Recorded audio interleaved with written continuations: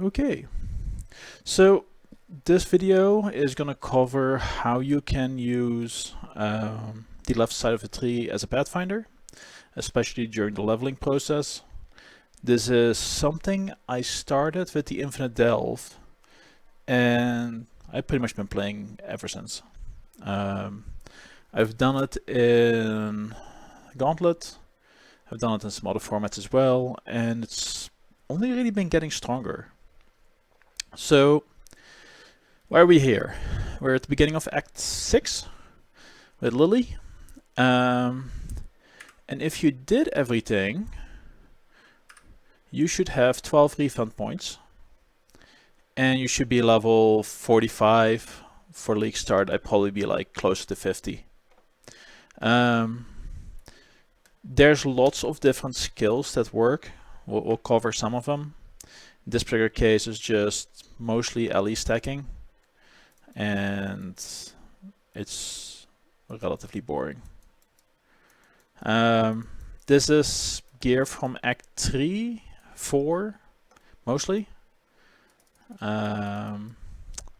So yeah, nothing special. There's no crafting on any of the gear. Some of the gear doesn't have full properties either.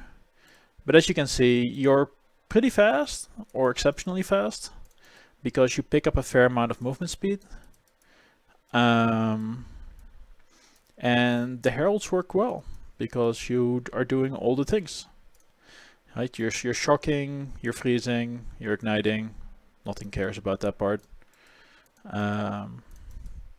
You're hitting a bunch. Life is pretty good. Alright, let's go say hi to the boss here. That's pretty much the hardest thing that's out here. Here we go. Got about 1500 life. And this is by no means optimized.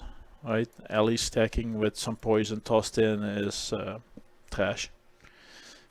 So why does this work? Alright.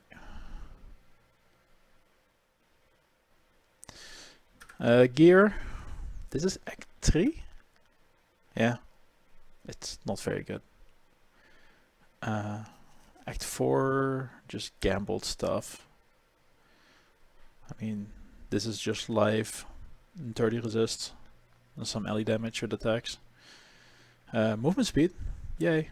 But we get a lot of this on the tree. Some resist. Life, resist. So, not a whole lot going on, right? From a League Start perspective, this is doable. Only special thing is that I don't hit my buttons. I have the buttons do that for themselves. So, but everything else, this is League Start trash. Alright. Where do we go? We pick up these nodes until we get to aspect of the links, 5% movement speed.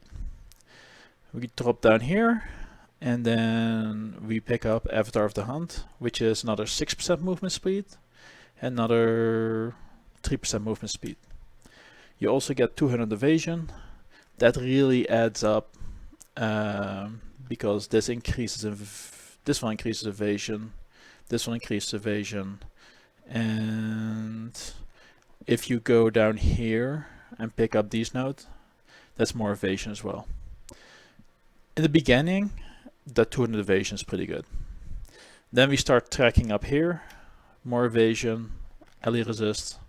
We're picking up a lot of LE resist. Right, there's some over here. I usually pick up these nodes for 3, some ailment mitigation. And then we go up here and over there for now 12. So the way that this tree is set up, 10, 16, 28, all elemental resistances. Pretty decent. In hard mode or delve, infinite delve, like no crafting bench, 6 points, you grab these 3 nodes, or the middle one is variable. Do the same thing down here. that's another 20 all res and 2 max res. That's a lot. Right? This really removes a lot of your suffix pressure. You also are picking up 14% movement speed. That removes a lot of the pressure on your boots. When the Quicksilver Flask is going, it's honestly a little bit faster than I'd like it to be. So yeah, and now you can respec. 12 points allows you to get rid of this entire section of the tree and respec either down here, or usually I just pick up the evasion and life. So that would be respec 1. That leaves you at 5 points. That would not be desirable if you are using a bow. This guy over here just doesn't do enough. And then these 4. Leaving these 4 is fine. This is 4 points. It gives you a bunch of evasion and it gives you 9% movement speed. That's not bad. Right now I'm at level. So this is by no means like a speedrunning strategy. I'm sure there's better ways of doing it. And speedrunning strategies usually don't respec. But this allows you to respec into spells. Right, your int is high enough, your strength is starting to get there, your dex is fine. You just naturally pick up some dex, like 20 here, 10, 10, 10, 10, 10, 10. Right, this adds up. Like 10 there, over there.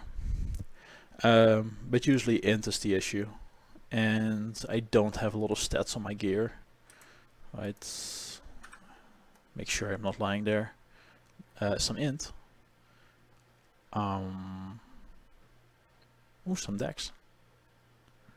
Some dex. Yeah, so that's about it. So for Infinite Delve, having easy access to resist while you're leveling, right, to stay capped, awesome. Having easy access to max resist, pretty amazing. Right, the first point is good, the second point is better. Ailment mitigation, right, you're not immune, but by picking this up, has reduced effect for 20% for chill and shock. And then if you pick up this guy, so it's another 30% for shock, 35, and then this is another 15. So 30, these two together is 20, that's 20. That's 70% reduced effect of shock. I mean, you're not immune, but it's pretty good. Other things, you pick up some access to weird nodes. Reduce skill effect duration, right? This is rare. Whenever GGG says reduced on anything, it's probably worth abusing, right? Because reduced stacks, and once you hit 100% reduced, that's 0. So lots of weird stuff can happen. I believe the negative speed fireball is currently making the rounds. Yeah, all of these things happen. Increase skill effect duration. 25 here, or 45 here, 45 here. So if you want to go like Toxic Rain instead of LE stacking, you know, 90% increased skill effect duration. You have access to a bunch of keystones. You get Supreme Ego. Pretty decent on occasion, especially since you can equip an Essence Worm easily because you have resist. Eternal Youth, never use this thing. You have the Agnostics and Mind Over Matter, access to these mana nodes behind here, these mana nodes, and then these mana nodes. That's a lot of mana nodes. And you don't, oh, and over here too. So between that, you can do like Righteous Fire using the Agnostic and Mind Over Matter. Easy access to Elemental Overload. Get some AOE, hard to acquire outside of Pathfinder. Access to life here. I usually end up going for the life here. Big life wheel, small life thingy. You can pick up the life here if you want with regen. You also get some regen here and there.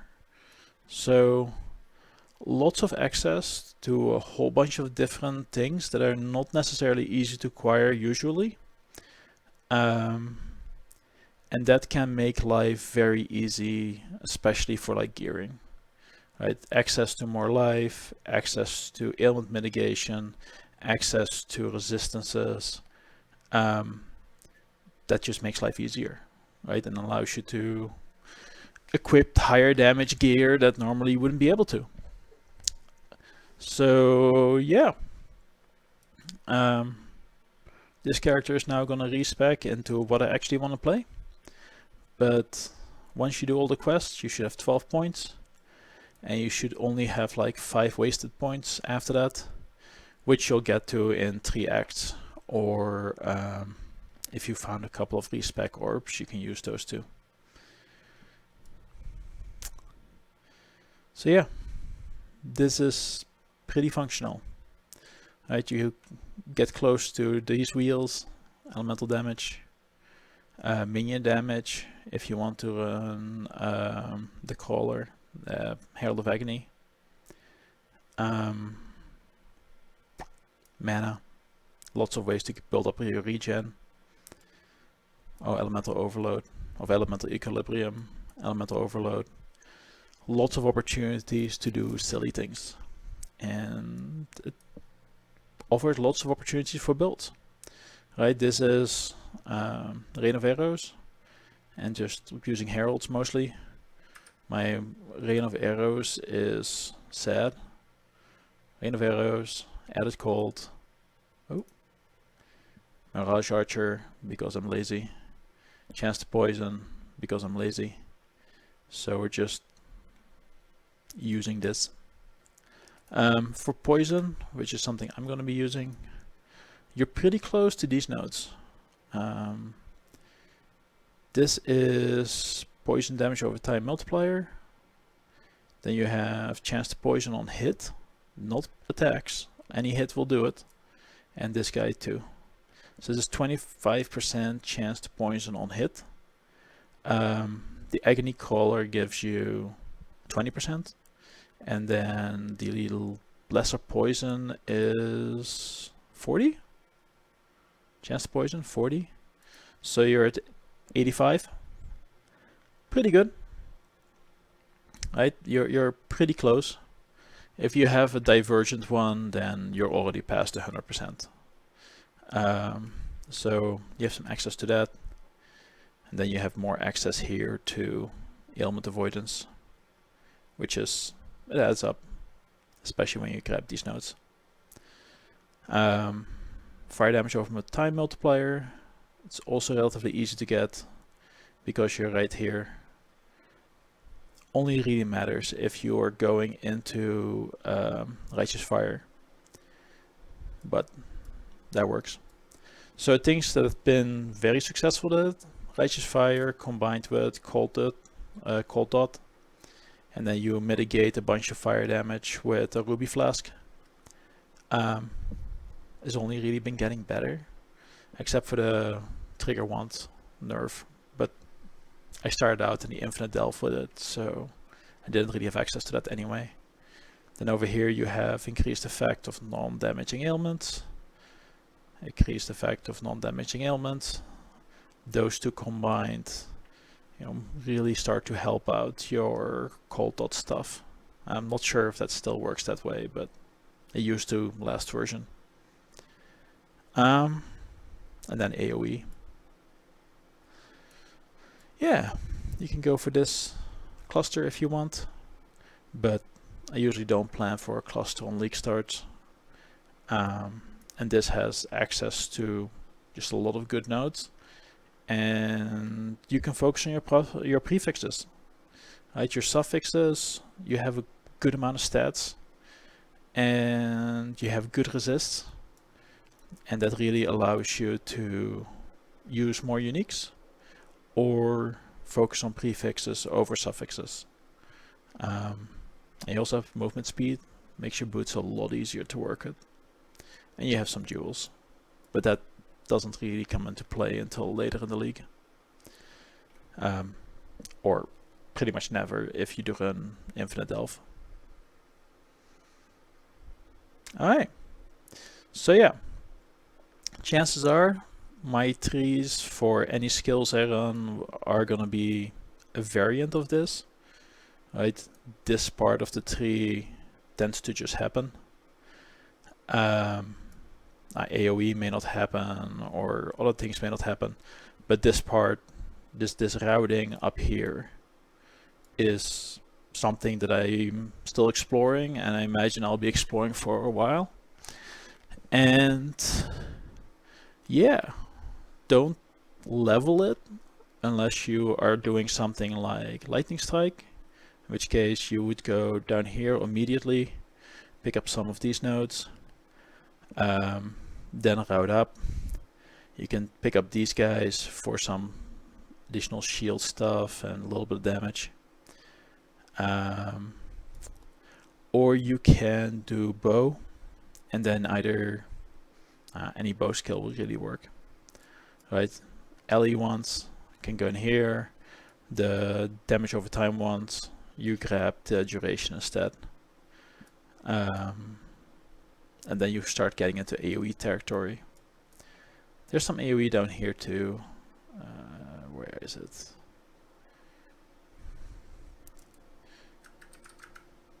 Oh, the AoE is all the way over here. So, yeah. You know, it looks closer, but this is 1, 2, 3, 4 nodes. 1, 2, 3, 4. At that point, you're already over here, you're close to there, and you can move over there. So it's kind of expensive to go for this AoE. Don't like it. I don't end up down here very often. Sometimes you shoot over here, more movement speed, effectively, right? You ignore penalties, life, and evasion, and mana. This is a really good mana node. So yeah, this is the generic how do you level whatever, because chances are a variant of this is the answer.